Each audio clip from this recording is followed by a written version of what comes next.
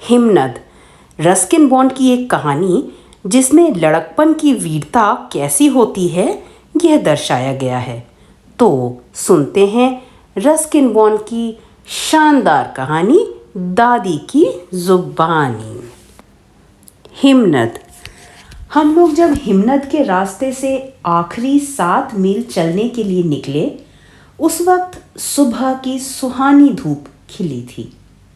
हमें उम्मीद थी कि यह एक खड़ी चढ़ाई होगी, लेकिन आखिरी डाक बंगला समुद्र तल से 10,000 फीट की अधिक ऊंचाई पर स्थित था और चढ़ाई धीरे धीरे बढ़ रही थी। अचानक ऐसी जगह आई जहां कोई पेड़ नहीं था। जब बंगला आंखों से ओझल हुआ, तब पेड़ों और झाड़ियों की जगह छोटी घास और छोटे नीले और गुलाबी पहाड़ी फूलों ने ले ली।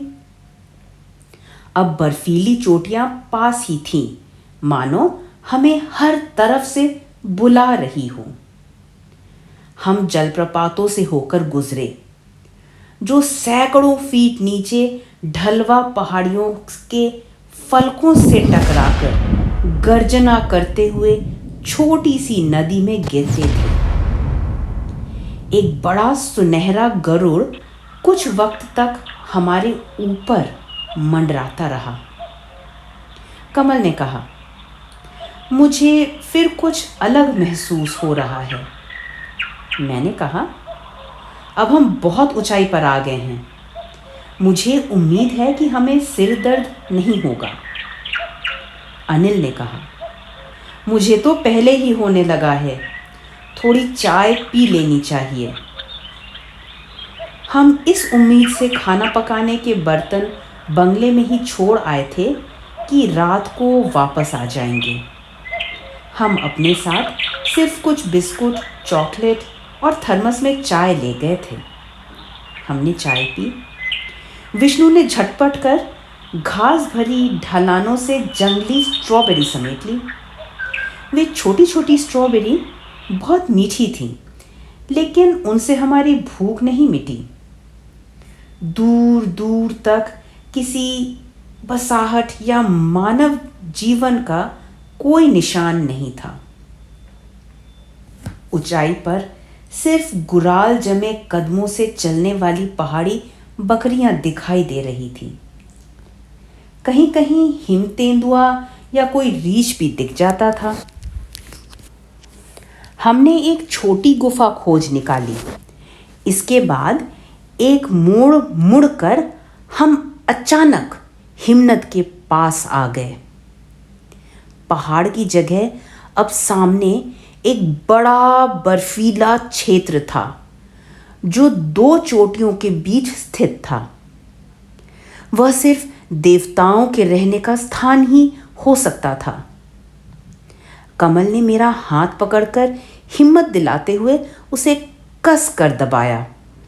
शायद उसे भरोसा नहीं हो रहा था कि जो कुछ दिखाई दे रहा है वो सही है।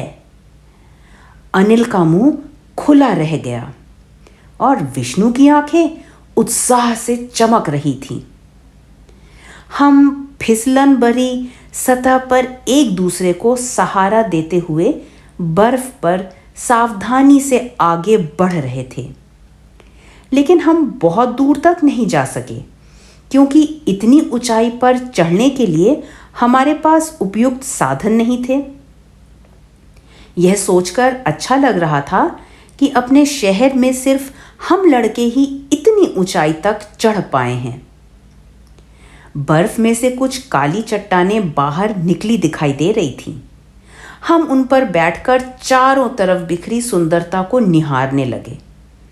बर्फ के बीच से सूर्य अपने तपन के साथ सामने आया और हम आश्चर्यजनक रूप से गर्मी महसूस करने लगे। अचानक अनिल ने कहा, हमें धूप स्नान करना चाहिए। मैंने कहा, बिल्कुल ठीक। कुछ ही मिनटों में हम लोग अपने कपड़े उतारकर पहाड़ियों पर बैठकर धूप का आनंद लेने लगे। हमारे शरीर पर सूर्य की किरणों को रेंगते हुए महसूस करने में काफी मजा आ रहा था। आधा घंटा में ही मैं पोस्ट बॉक्स की तरह लाल हो गया। विष्णु का भी यही हाल था। हम दोनों ने निश्चय किया कि सूरज की तपन हमारी पीठ की त्वचा को झुलसा दे, इसके पहले ही कपड़े पहन लिए जाएं। सूरज की तपन को सहन करने में कमल और अनिल ज़्यादा मजबूत साबित हुए और हमारी हालत देखकर हंस पड़े। विष्णु और मैंने बदला लेने के लिए मुट्ठियों में बर्फ भरकर उनकी पीठ पर रगड़ दी। उन्होंने झटपट कपड़े पहन लिए। अनिल तो मदारी के बंदर की तरह उछलने लगा। इस बीच हमें पता ही नहीं चला और बादलों ने कुछ चोटियों को ढक लिया।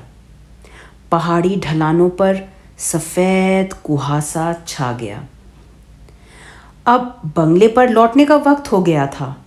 अंधेरा होने से पहले पहुंचना किसी भी हाल में मुश्किल था। हम थोड़ी ही दूर चले थे कि पहाड़ों की चोटियों पर बिजली चमकने लगी और बादलों की तेज गड़गड़ाहट शुरू हो गई। अनिल चिल्लाया, चलो भागो, हम गुफा में छुप सकते हैं। बादल फट पड़े और अचानक बारिश की तेज बूंदें हमारे चेहरों पर चोट करने लगी, क्योंकि इनमें बर्फीली हवा घुली थी। आधे अंधे से होकर हम पूरी ताकत से फिसलन भरे रास्ते पर ठोकर खाते, भीगते और बेदम होते हुए उस छोटी सी गुफा तक पहुंचे। किस्मत से गुफा सूखी थी और उसमें ज़्यादा अंधेरा नहीं था। हम गुफा के द्वार पर खड़े होकर सामने तेज बारिश को देखते रहे। हवा साए साए करती नीचे गहरे खड्डे में जा रही थी। कमल ने कहा, इसे रुकने में कुछ वक्त लग जाएगा। विष्णु ने कहा, नहीं, यह जल्दी चली जाएगी। ये तूफान तेज लेकिन कम समय के होते हैं। अनिल ने अपने जेब से चाकू निकाला और वक्त गुजारने के लिए हम चाकू से गुफा की नरम चट्टान पर अपना नाम उकेरने लगे। कमल ने कहा, बड़े होकर हम फिर यहाँ आएंगे, तब शायद ये नाम हमें यहीं दिखेंगे। बारिश रुकने तक अंधेरा हो चुका था। पूरे चांद की रोशनी से हमें रास्ता पाने में मदद मिल रही थी। हम धीरे धीरे संभल कर चलने लगे। बारिश से मिट्टी ढीली हो गई थी, जिसके कारण पत्थर लुढ़क कर नीचे आने लगे। मुझे डर था कि कहीं भूस्खलन शुरू न हो जाए। अनिल ने उग्र होकर कहा, उम्मीद करता हूं कि हमें लिदनी नहीं मिलेगी।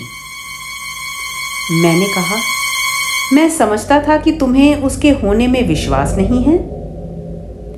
अनिल ने कहा, नहीं है, लेकिन अगर मैं गलत हुआ तो? हमें सिर्फ एक पहाड़ी बकरी गुरान दिखाई दी, जो एक खड़ी चट्टान के शिखर पर बैठी थी। आकाश की पृष्ठभूमि में उसकी छाया चित्र दिखाई दे रही थी। इसके बाद रास्ता गायब हो गया। अगर चांद की उजली रोशनी नहीं होती तो हम लोग सीधे एक शून्य में चले जाते। बारिश के कारण भूस्खलन हो गया था। जिस जगह एक सकरा रास्ता था, वहां सिर्फ एक शिथिल, फिसलन भरी स्लेट जैसी मिट्टी की परत वाली ढलान थी। विष्णु ने कहा, हमें वापस जाना होगा। इस अंधेरे में पार करने की कोशिश करना बहुत खतरनाक है। मैंने सुझाव दिया, हम गुफा में सोएंगे। अनिल ने कहा, हमारे पास सोने के लिए कुछ नहीं है, एक कंबल भी नहीं है और न खाने को कुछ है। कमल ने कहा, हमें किसी तरह सुबह तक तो सहना पड़ेगा। अपनी गर्दन तुड़वाने से तो यही अच्छा होगा। हम गुफा में वापस चले गए, जहां कम से कम सूखापन तो था।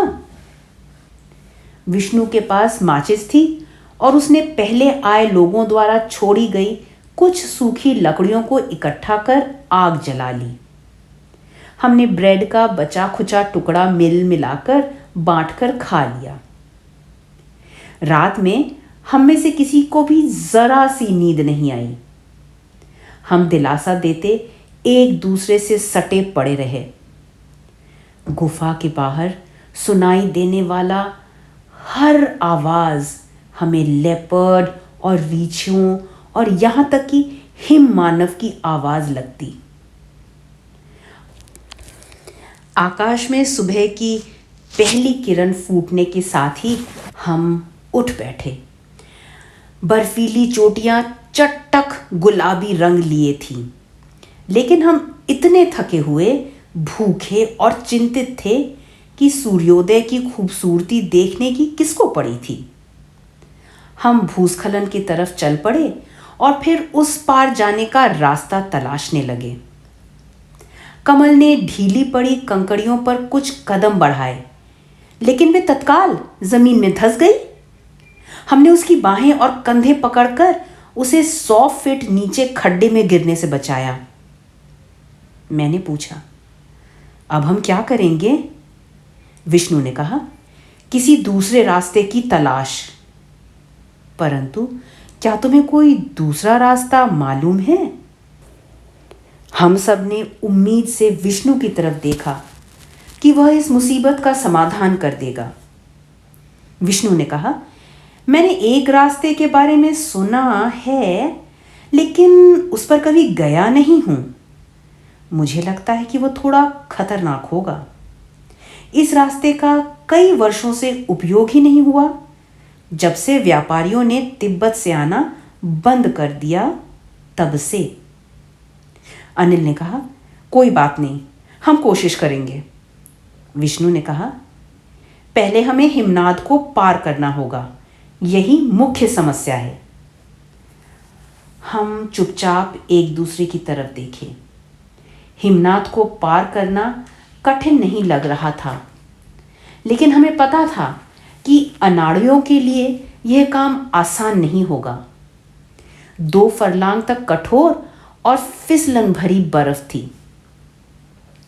अनिल ने सबसे पहले निर्णय लिया। उसने कहा, आगे बढ़ो, हमारे पास फालतू समय नहीं है। हम शीघ्र ही हिमनद पर पहुंच गए। उस पर हम काफी समय तक रहे। हर 2 कदम के बाद हम 1 कदम पीछे फिसल जाते थे। हमारी गति धीमी और अस्थिर थी। कभी कभी बर्फ की किसी खड़ी ढलान पार कर कई गज आगे बढ़ने पर हम में से कोई फिसल जाता और हम लोग उसकी मदद के लिए रुक रुक कर फिसलते हुए नीचे जाते। एक खतरनाक स्थान पर मेरे हाथ से वाटर बॉटल फिसल गई और उसे पकड़ने की कोशिश में जमीन से मेरी पकड़ टूट गई। मैं जमीन पर जा पड़ा और बर्फीली ढलान पर करीब 20 फीट नीचे फिसल गया। कमल ने मेरे हाथ में अपना रुमाल बांधा और अनिल ने वाटर बॉटल संभाली, जिसमें हमने बर्फ भर ली थी। मैं जब भी फिसलने लगता तो विष्णु की टांग पकड़ लेता और दूसरों के पीछे किसी तरह चलने लगता। दोपहर हो चली थी। जब हमारे पांव घास पर पड़े तब तक हमें कसकर भूख लग आई थी। अभी तो विष्णु द्वारा बताए गए रास्ते पर पहुंचने के लिए जड़ों और घास को पकड़ते हुए हम एक और खड़ी चढ़ाई पर चढ़नी बाकी थी। यह रास्ता बकरी की राह से कुछ ही अधिक चौड़ा था, लेकिन इस पर चलकर हम पर्वत से घूमकर ऐसी जगह पहुंच गए जहां से डाक बंगला दिखाई पड़ने लगा था। कमल ने राहत से कहा, मैं पूरा चिकन खा सकता हूं। विष्णु ने कहा, अरे मैं तो हिम मानव को खा सकता हूं। किस्मत से चौकीदार ने हमारी भूख का पहले से ही अंदाजा लगा लिया था। देर दोपहर जब हम लड़खड़ाते हुए बंगले पहुंचे तो खाना हमारा इंतजार कर रहा था। बेशक चिकन नहीं था, लेकिन हम इस कदर भूखे थे कि प्याज तक हमें बहुत स्वादिष्ट लगा।